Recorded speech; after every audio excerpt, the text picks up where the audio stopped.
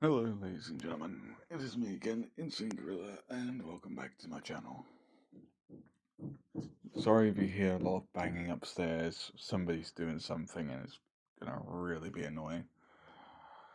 This is What If Deku was a Spartan.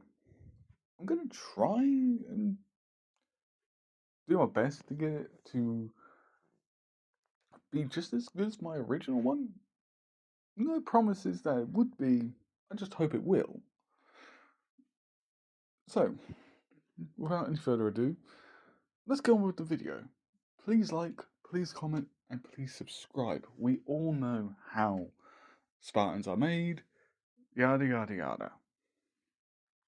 So, let's begin. In a training room, holographic projections start creating buildings. Two people, heavily armored, walk in. Beautiful day. Skylines. A lot of it. One of these people holds a sniper rifle. They lie down on the ground. Their spotter would be to their left. Counting the wind. Wind, 4 miles per hour. Distance, 600. The other one would slowly make those adjustments, there we go, to the scope. Holding their breath. Hold. Wind's picked up. 10 miles per hour. Estimate time of this speed, 2 minutes.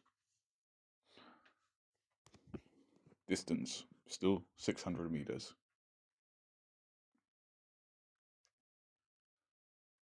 Car pulling up. Confirm target. Squeeze the trigger. Bang! The sniper rifle goes off. The hologram flickers in red. Confirmed kill. Excellent. Let's get out of here. The holograms all vanish. A hole in the wall where the sniper round hit. Excellent shot as usual. Sierra 1138. Sierra 1138 slowly gets up from the ground. Good spotting as usual. Sierra 141. Sierra 141 nods. Let's get out of here. Both would walk. A door would open, and a man would stand there. Good job, Spartans. That's another clean run through this time. Both of them would walk behind this individual, wearing an Oni sigil on their chest. Both of them would be walking. You're going to be leaving Reach soon. You're going to be heading back to Earth. Both would look at each other. Sierra 141, taller than Sierra 1138, would look at each other. Sierra 1138 looks up at him, only slightly. Then both look down at the only operative. Why are we going there? We're meant to be going out into the colony worlds. This is orders from up high, Spartans. I don't make the rules, I just follow them. They walk into a room. A glass window. A particular scientist, Dr. Catherine Halsey, tapping away on a computer, clearly looking at something. She sees her Spartans, turns it off. Ah, Spartans, good, you're here. Ma'am, both of them would say at the same time. Good. You're here? I have a more important mission for you. Hologram. Car exploding.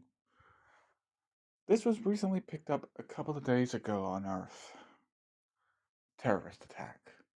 Insurrectionists. The Spartans would look at Dr. Catherine Halsey. I don't see what this has anything to do with us. It's because a counselor has a daughter that was nearly killed in that attack. Image. 3D printed image of the girl. Momo Yaoyorozu. The counselor's hidden daughter. She doesn't even know her father is a counselor. Her mother has kept her safe until now. The counselor wants Spartans of the hyper-lethal vector, since Sierra 117 is currently on duty, and elsewhere in the galaxy, it falls down to you two. Sierra 141. You used to live on Earth, right? Yes, ma'am. Used to. Good. And you know most of Earth's politics, kind of. You also spoke Japanese, if I remember. Yes, ma'am. Good. Sierra 1138. Ma'am, I used to live here on Reach. Parents run a construction site back on Earth. After I was taken.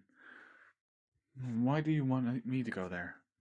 Because I'm gonna need 2 Spartans to protect the girl. And you two work very well together.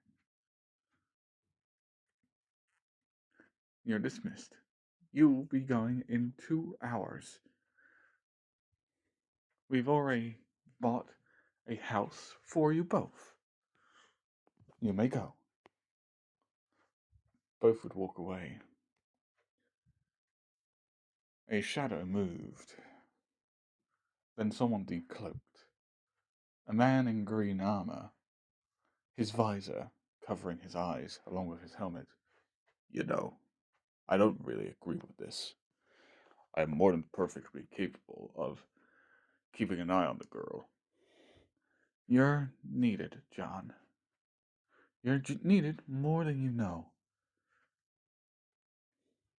If you say so, Doctor. If you say so. But I still have my disagreements. Don't we all, John? Don't we all? Now please, go. Your ship's waiting to take you to your next assignment. As you wish, Doctor. Just remember, I keep an eye on those kids. I may be a lot older than they are. They're like my children. Even though Spartans can't actually have kids, I still look after them. That will be all, John. And they'll be fine. As you say, Doctor. The Master Chief walks out. 2 hours. 2 people walk on board a civilian transport. And they sit down.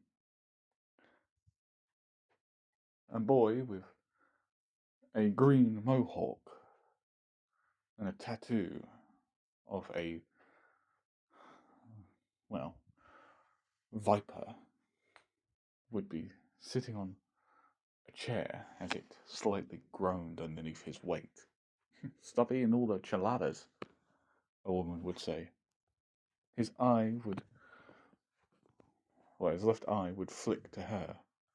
Her white hair and blue eyes would be what he can see, as her eyes sparkled with a bit of mischief. Calm down, Uraraka. We don't need your eyes sparkling that much. Asshole. She'll chuckle. Just because my hair went white during augmentation doesn't mean... Shh, don't say augmentation, Zuko would say, covering her mouth. Uraraka licked his hand. Ugh. What did I tell you about putting your hand over my mouth? You gonna do that, I'm gonna lick it. You're such a child. Hey, we didn't get much of a childhood. Yeah, well, I'm actually glad to be away from that person. You know you're gonna have to face it, right? I know. The only two people I cared about, and that thing lives with them both. They are both very strong girls. They will know what to do. My mother's too much of a coward to leave the pig. Trust me, the guy always beats me because I was born first. You may have been born first, but you are the strongest one. Just remember, you are stronger than him, now and always. Why, because you say so? Well, mainly half the time you somehow manage to bump into me when I'm getting out of the shower and you see my tits. Yeah, you don't even have a nosebleed. You just look away very quickly. Yeah, because I'm not really expecting to see your tits hanging out. They don't walk into the shower room when I'm in there. That was one time. I counted 3 times, actually. Are you just saying this now just to piss me off? I'm saying that as truth. Ugh, this is why I don't understand women. You say that next to a woman. I say that because I know that you're just going to say it anyway. A woman's voice would say from in front of them. She'd turn around and look at them both. Do you two mind? Not all of us want to hear your bedtime talk. We're not even... Ugh. You're digging yourself a grave, Izuku. Shut up. The woman just rolls her eyes. Married couple. They get younger every day. Both Izuku and Uraraka both look at the woman.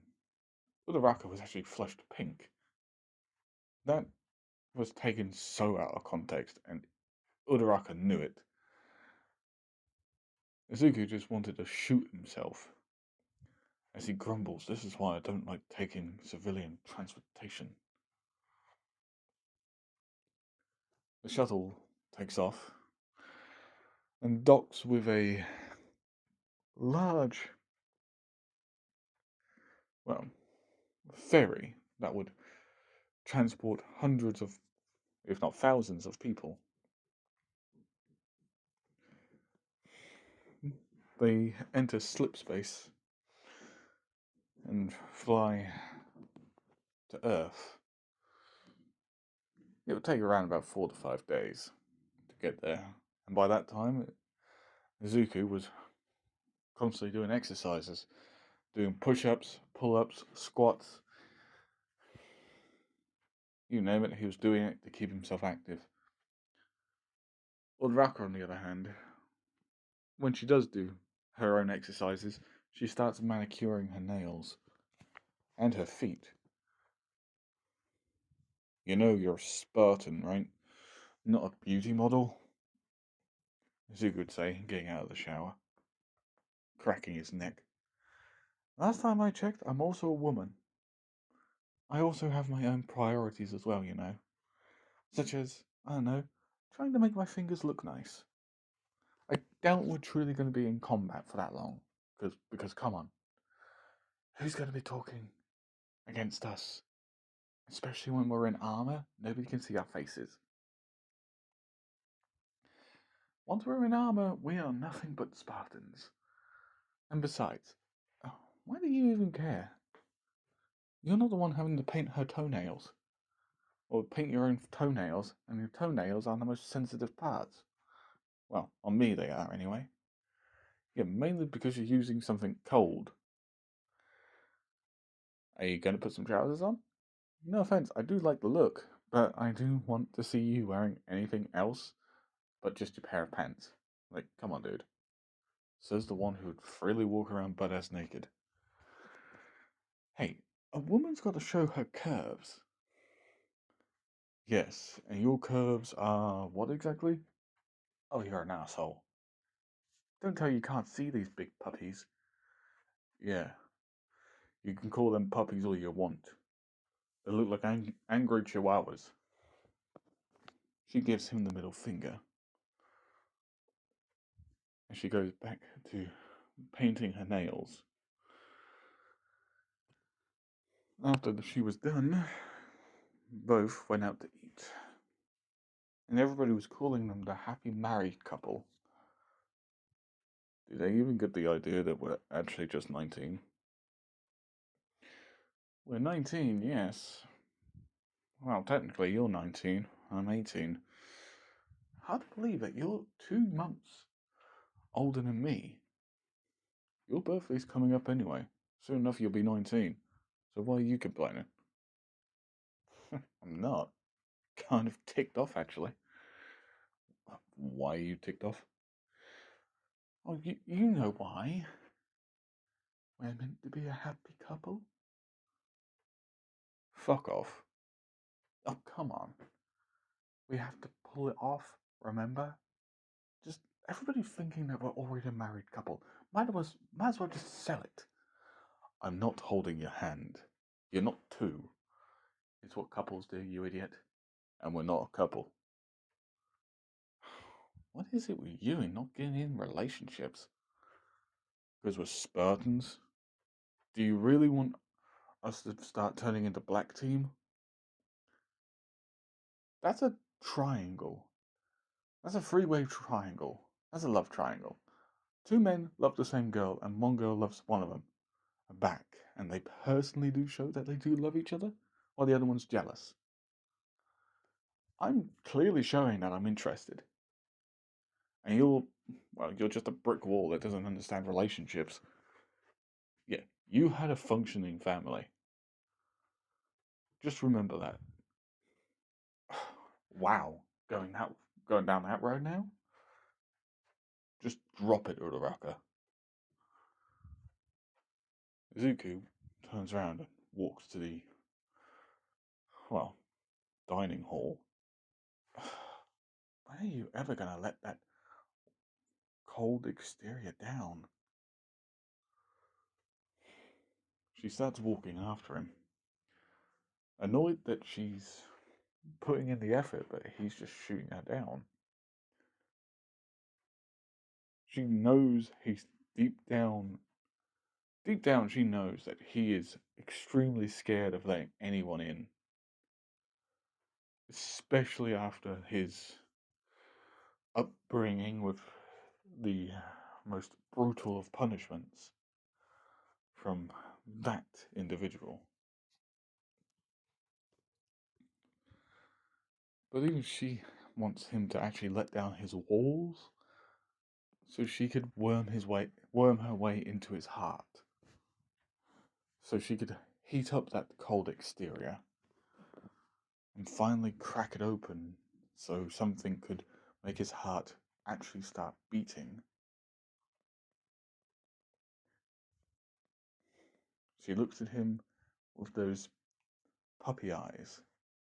Izuku doesn't even look at her. He gets his food and sits down. Uraraka sits opposite him. Both of them eat.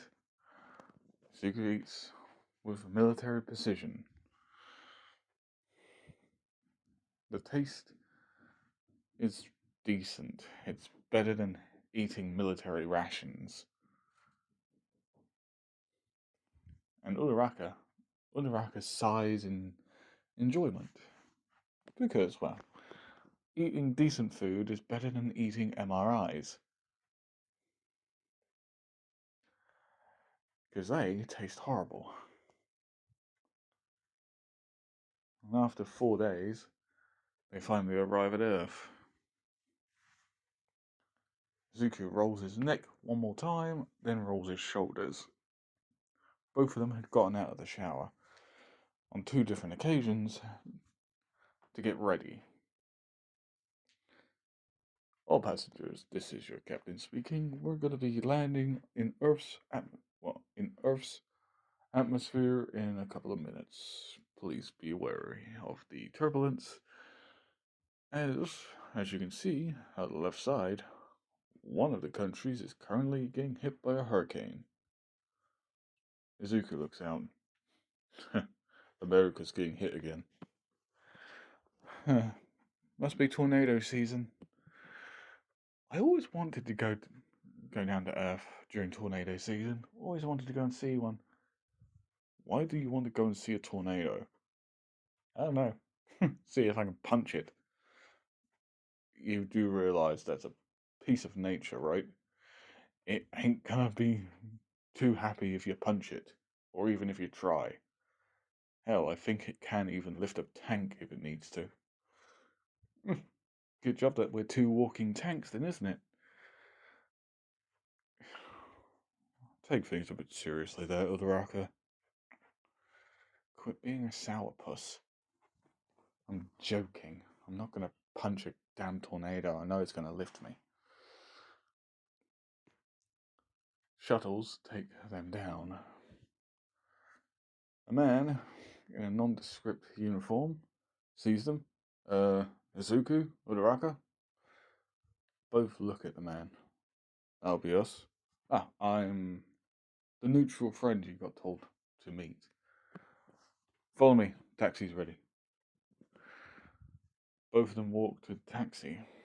Both of them get in. Luckily, it doesn't list due to their weight. The driver tints the windows as he turns around and opens the sliding door. Evening, Spartans, he would say. Clearly the only accent. I'm going to be taking you to where you're going to be living for a couple of days. Well, for however long it needs to be. Very well, Zuko would say, just as bored as the man sounded. Of course, Uraraka just smiles and says, okay, cheers. Although I think we could have driven there ourselves, but Uraraka, Izuku would say. She'd look at him, her eyes sparkle. Just shut up and let him do his job. She pouts.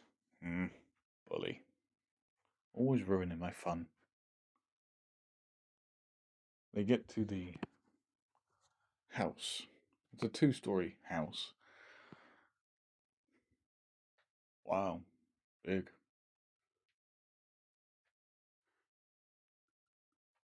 Sorry about that. Big enough for the two of us. Huh.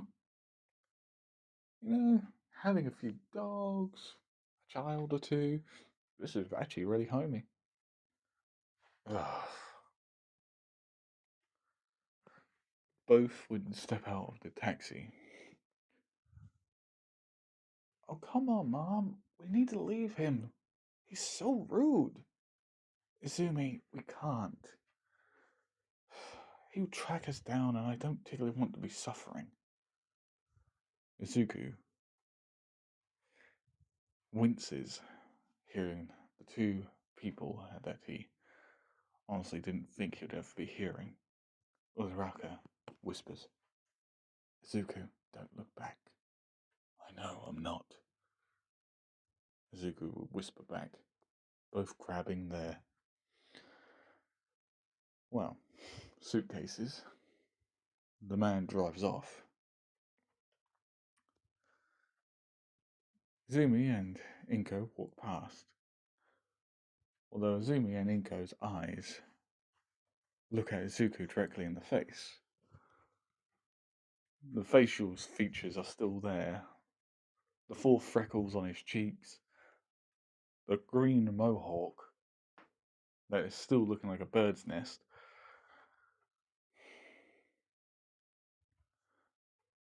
Both Inko and Izumi have a flash of recognition.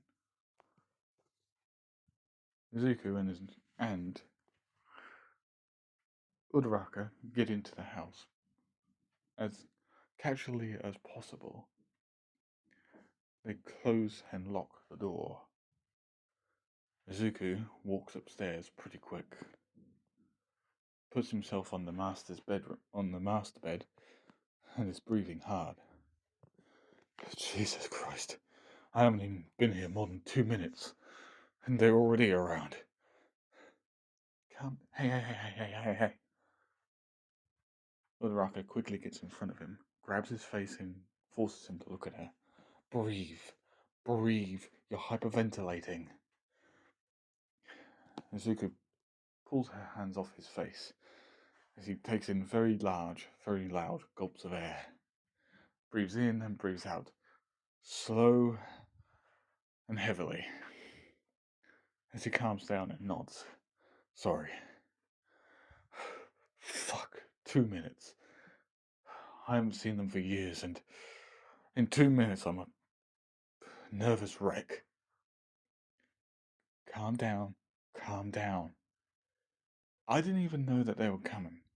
Hell, it wasn't until I heard them talking about moving away from that man that I instantly knew who they were. And you're right, your mother has a very soft voice. A little bit too soft. I know. Please, do not bring this up anymore.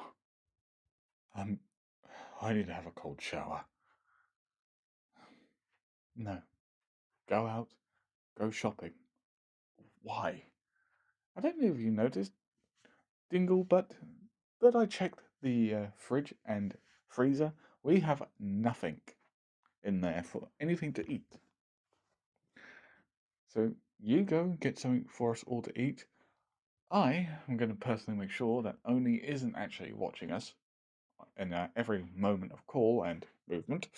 I don't particularly want to go into the shower, only to find that there's a camera pointing directly at the shower head, or into the shower part itself. I don't particularly want a pervert seeing my puppies on full display. Let me guess, only I get that directly and exactly. Only you get the opportunity to seeing those, well, my big puppies. Stop flirting with me.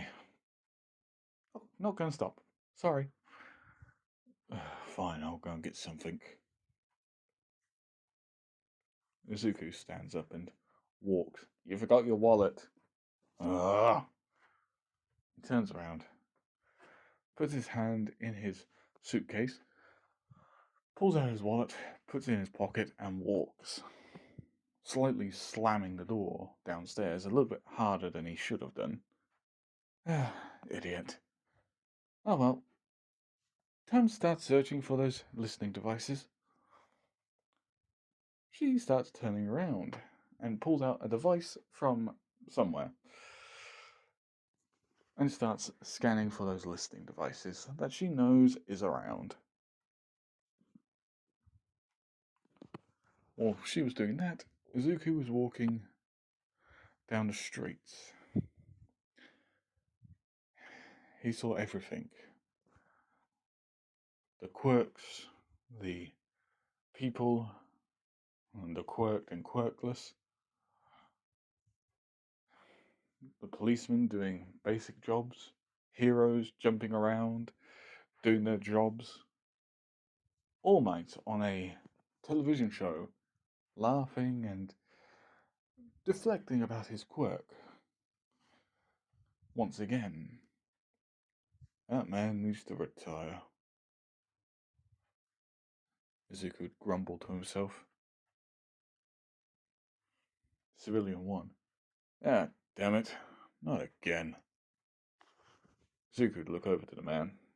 The man's had his tires slashed, and a post saying, "Pay up or else." Why can't those heroes deal with the Akuza? You're right, old timer, Zuko would say, walking up to him. Old timer, who you got? Oh. Yeah, maybe talk, but I'm not going to hurt you. What's wrong? Right. It's the Yakuza. It's my problem, young man. No, It's not. I heard what you said. What about the pros that won't do anything about it? You shouldn't have heard that, but oh well. The Yakuza have basically started taxing me for money, because apparently I had been to one of their casinos and I've ran up quite a bit of debt. The point is, though, I've never been to their casinos. I'm a hard-working businessman that generally keeps away from that kind of stuff.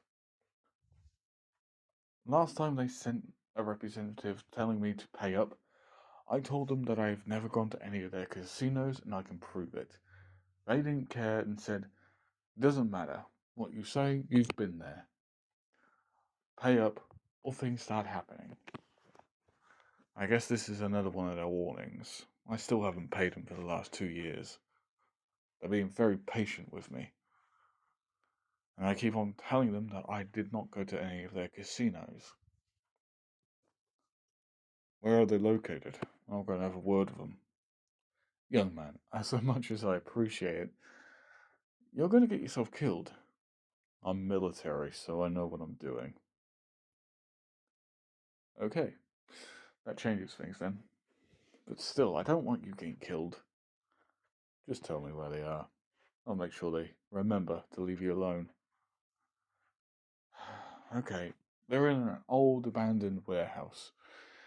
It's usually where they operate. Just be aware, most of them are quirked. There's only a few that don't have quirks. Understood. Izuku starts walking. You didn't even know where I was telling you. I'll find them. And Izuku did. Izuku found them, and Uraraka had called him asking him where he was. And when he actually did tell her that he was just talking to a few Akuza, she sighs and tells him to tell her where he is. So he does, even though he doesn't really need to. Might as well just call her and tell her. She turns up. She sees the old abandoned warehouse. They seriously work in here? No offense, but even if I was a criminal, I would work somewhere far different than an old abandoned warehouse. Where would you work? Your nanny's grave? One, stop being an asshole. Two, no, I would generally work somewhere out in the sticks. You know, away from civilization. I guess that's one way of doing it. Both of them walk up to a door.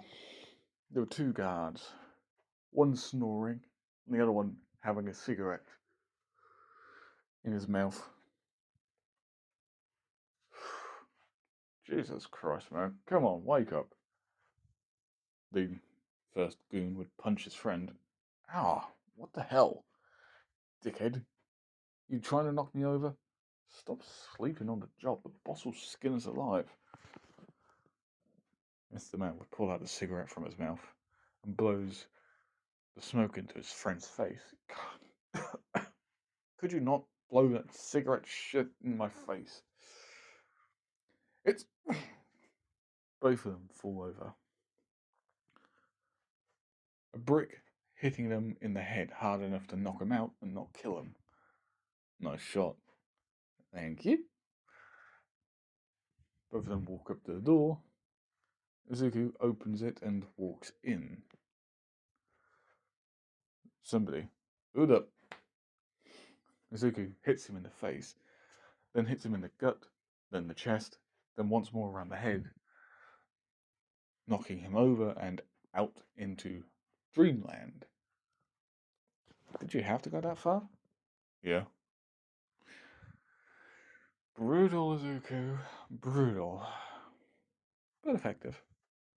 Come on. I'm pretty sure there's more of these goons around here somewhere. So they keep on moving. Once or twice having to deal with a whole group of guards at once. Somehow they never shouted out in fright. Then finally they walked into a big open room. Lights pinged on. Someone would be sitting with a bag over their head. Well, well, well, a voice would say. From somewhere, Izuku, find him. Find him, he'd whisper. Already on it. I'm scanning the area with my eyes. That bright light's making sure I can't see shit. I would have thought the heroes would have been a little bit more cautious about walking into a trap. Who says we're heroes? Izuku would shout. Pause. You're not heroes? Nope. 2 military personnel. Oh. Then you've just walked into one hell of a bad spot, my friends. Tell you what, you walk away now, and the young girl here doesn't get her pretty little brains splattered across the ground. Of course, that's not before some of my men and I have our fun with her first. Because seriously, look at those tits on this woman. Especially her exposed core. I bet she'll be delicious as she screams, begging for more. The girl flinches. Both Spartans realize the reason why he was talking so disgustingly is because she was naked. You sick motherfucker, Uraraka would hiss. Now, I would highly recommend not calling me that. A man would walk from behind the girl. His hand or his arm would drape around her shoulder as one of his hands gropes her left breast. She whimpers.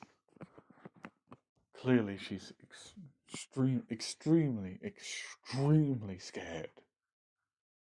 Let her go, Zuko would say. Harshly.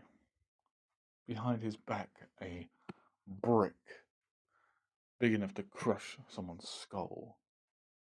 And why would I do that? The man flicks her nipple. She squeals in fear, then tries to get out of the restraints.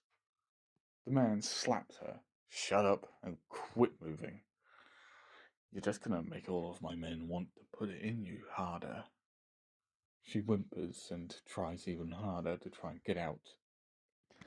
Izuku lobs something at high speed. Now, all they could hear was a splash. A body hitting the ground. Izuku's arm outstretched as his fingers curl into a fist as his knuckles crack. Uraraka. One hell of a throw. Next time throw me, because I want to freaking kick the guy. I don't think guys getting up after that. All the lights turn on. There's around about 50 men, all with angry sneers. When they see Uraraka, some of them get a disgusting look, indicating that now that there's a second hottie, they're not even focused on Izuku. Ugh, Uraraka would say. Men. I swear. A lot of men are just nothing but disgusting pigs. Yeah. Most of the male portion of humanity can be. Ready? Oh, I'm ready. Uraraka picks up a lead pipe. Deku walks over to a lead pipe sticking out of the ground, clearly covered in concrete. The guys chuckle, saying that he's not going to be able to rip it out of the ground, only for them to see the pipe ripping out of the ground with cement still attached. Zuko holds it in one hand and gently puts it on his shoulder. You're saying? Most of the guys gulp. That is cement on a metal pipe. They're going to get their asses handed to them, and they know it. So all of them charge, quirks and guns, all working against the two intruders. But both of them, both Izuku and Uraraka, move with ease, their bodies weaving in and out of any, any kind of strike, really. It's like, seriously, you might as well just be watching a dance of danger as the quirked and unquirked charged. Still, both pipes hit their first targets. The screams and cries of agony from everybody getting an ass kicking makes the girl whimper and shiver in fear. When it finally ended, all she could hear was two metal pipes hitting the floor. Scared, she stays quiet, hoping that it was just the fact that those two had finished and not that the gang had overwhelmed them. Then she heard the male's voice.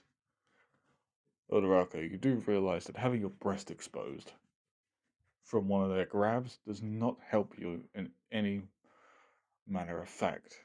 Oh, shut up. I've got a bra on. Plus, it's a sports bra, so nobody's really going to be paying too much attention. You might as well just be having a crop top as well. That's virtually a sports bra too, you know. Whatever. Both Izuku and, well, Odoraka get to the girl. Right, I work on her legs, you work on her arms. Sure. The restraints come off.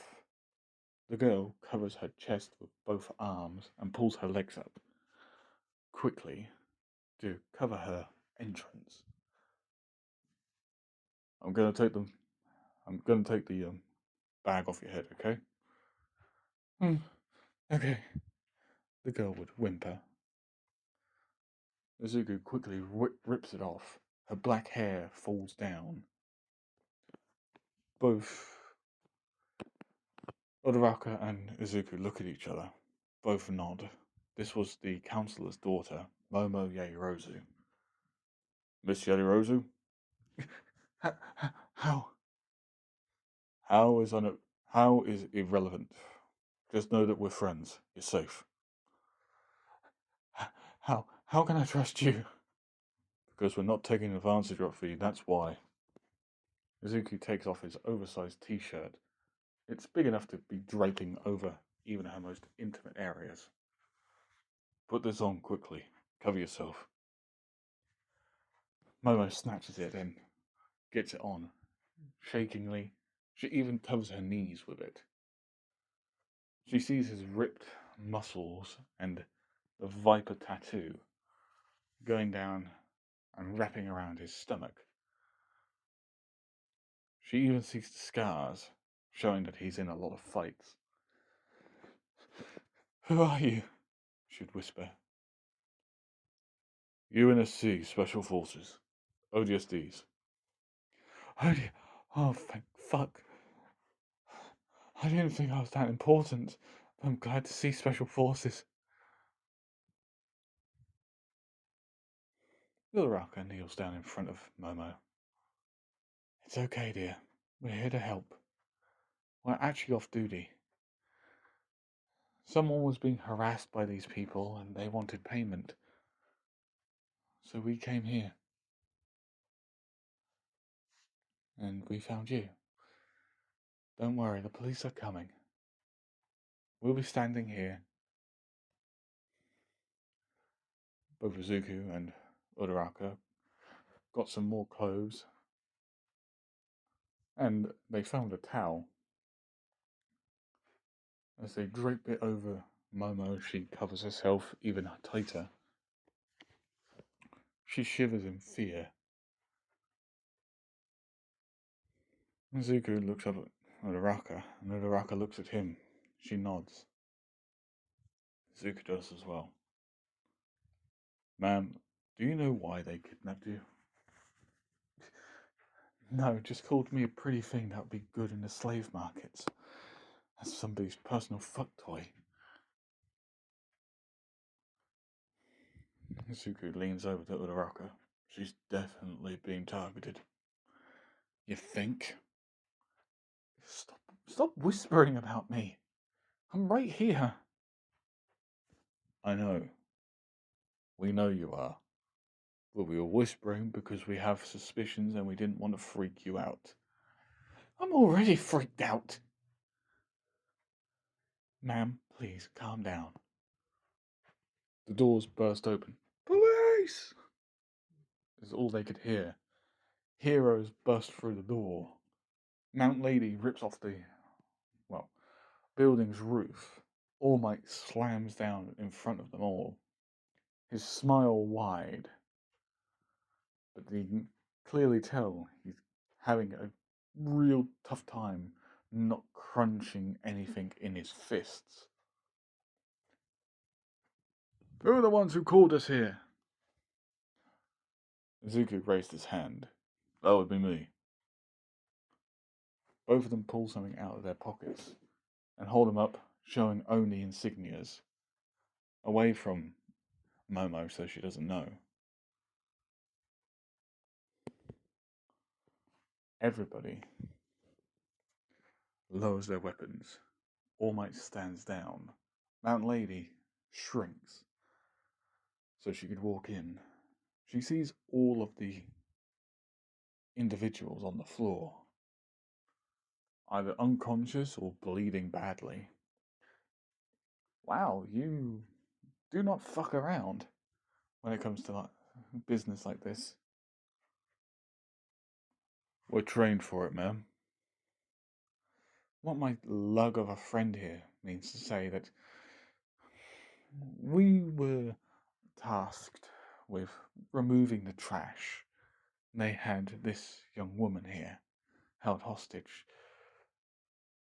The t-shirt is his, by the way, because she was completely nude when we arrived. They were also thinking about selling her to the market for, what was it? Oh yes, someone's F-toy. Everybody frowns. All Might grits his teeth. Smile completely vanished. Zuko walks up to All Might. All Might looks smack bang at the boy in the face. Zuko doing the same. You need to retire, old man.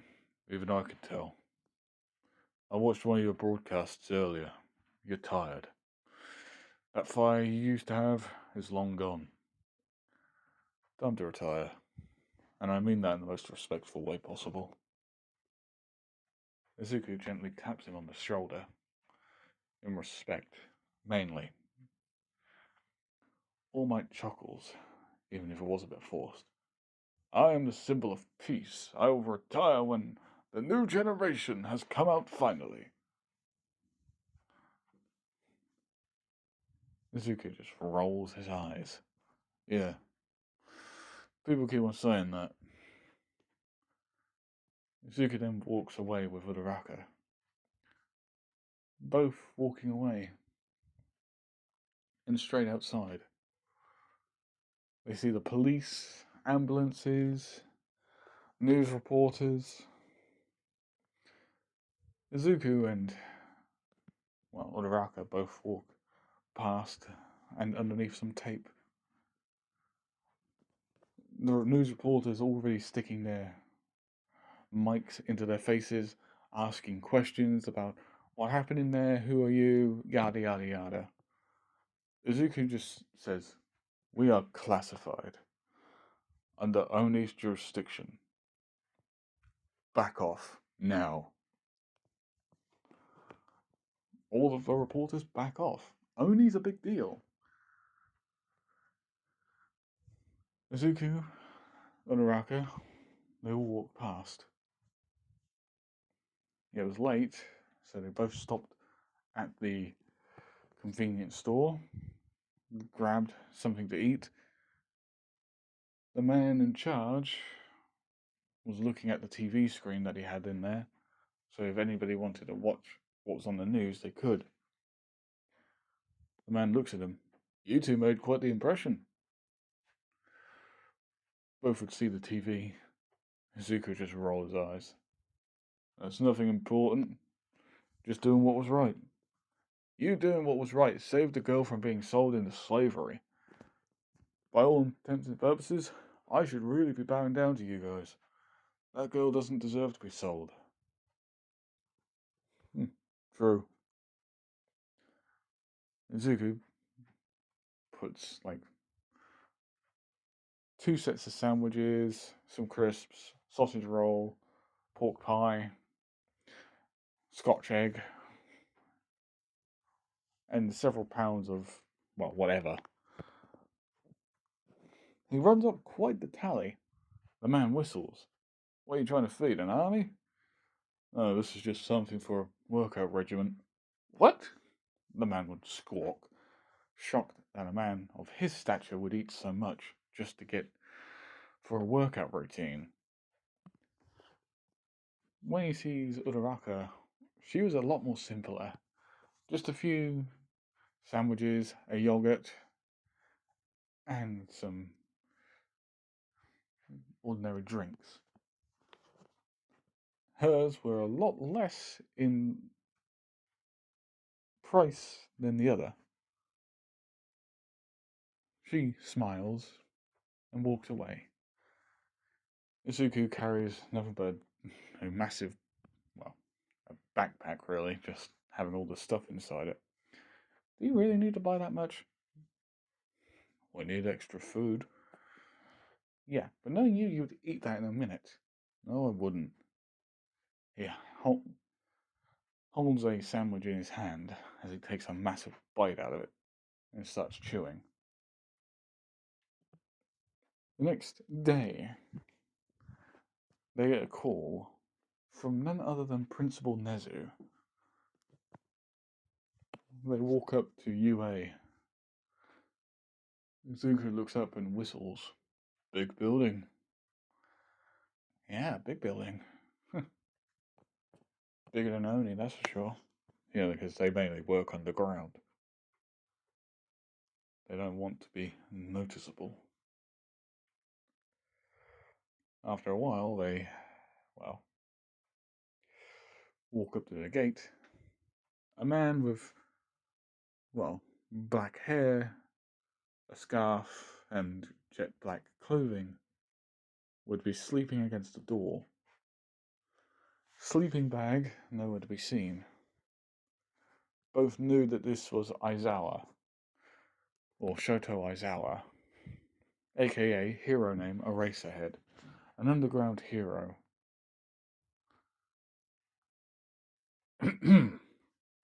Aizawa opens his eyes. Oh, good, you're here. Put these on. He tosses them both lanyards. This will help you get past the automatic defense system. I'm too tired for this shit. It's too damn early. Whatever you say, Dry Eyes. Let's get going. Uraraka elbows him. Be nice. Both walk in and head up to the principal's office. Now, Principal Nezu, he already knows something's not right with these two. For starters, he had Oni just on the phone, and they told him that they're sending 2 specialists to work as teachers for Class 1A. Principal Nezu didn't know why, but he had a very bad feeling about it. And when the walking unit of a man walks through the door, he kind of understands why. He can already get the guess that these two were the Special Forces people, aka Spartans. He's not dumb. He's on the council and he knows what Oni does, especially what Catherine Halsey did. He knows that these two are Spartans, but he will never tell his staff that because telling the staff that there are two Spartans in the room with you at any time and both of them are hyper lethal variants of Spartans is a big holy shit hit the red button for emergency and get the fuck out the room. Sp- Nezu, Nezu would say, come in, come in. Welcome Izuku and young Miss Uraraka. He would say calmly, sipping some tea. 2 pots and 2 cups out for them both to drink from the teapot. Thank you, Principal Nezu, for the meeting. Izuku bows. Uraraka copies. Yes, thank you. Although she was trying to make sure her skirt doesn't ride up. Why she decided to wear a skirt, she has no idea. Principal Nezu just waves them off. It's fine. Please, sit down. Both sit. Principal Nezu then tells them all about what's going to happen, that the students are going to be turning up in a couple of days to do their entrance exam. He wants them both to be working in the combat area. They're going to have robots doing their work or to prove and test the students. They are there to make sure that the students do not get seriously harmed. Both nod and agree with the terms and conditions. Then he pretty much says, any student that gets in the hero course and go to 1A, you're going to be working with Aizawa permanently. He smiles. Aizawa just blanches. Izuku just raises an eyebrow. Uraraka just chuckles, seeing Aizawa looking like he wants to be anywhere but there. Would you think that Mr. Aizawa would enjoy that? Because no offense, it looks like he'd much rather be anywhere than teaching students. That's because I don't want to, Aizawa would grumble. He would then stare at Principal Nezu, who'd only be smiling, sipping tea. We agreed to the terms. Excellent. Super excellent. I'll see you in the next couple of days. I hope you all like, comment, and subscribe. Peace.